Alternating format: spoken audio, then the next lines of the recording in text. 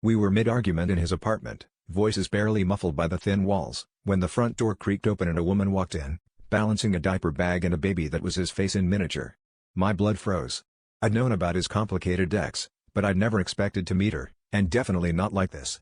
She looked at me, then at him, and her eyes narrowed as she calmly set the baby carrier down, like she had every right to be there. He went pale, and for the first time since I'd met him, he couldn't look me in the eye.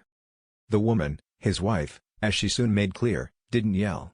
She just asked, "Is she why you never come home?" He tried to stammer out an explanation, but every word made it worse. I realized then that I wasn't the exception, I was the excuse. My anger turned to humiliation as she told me, without a hint of pity, that they'd never separated, that he'd been sleeping in their bed the night before he told me he needed space to think. The baby, wide-eyed and quiet in the carrier, was the final proof of everything I'd been too desperate to see. It all spiraled so fast. He begged her not to make a scene, but she only laughed, cold and sharp, and told me I could keep him. She was done.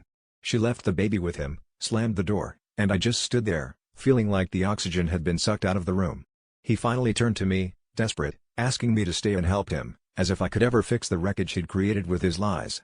My hands shook with adrenaline and rage, but all I could think about was how many times I'd believed him when he said I was the one. I walked out without looking back, but the truth clung to me like a second skin. I hadn't just fallen for a cheater, I'd chosen to believe the fantasy because I was terrified of being alone. Standing outside his door in the hallway, I knew the real betrayal wasn't his. It was mine, against myself, for trading my dignity for borrowed love.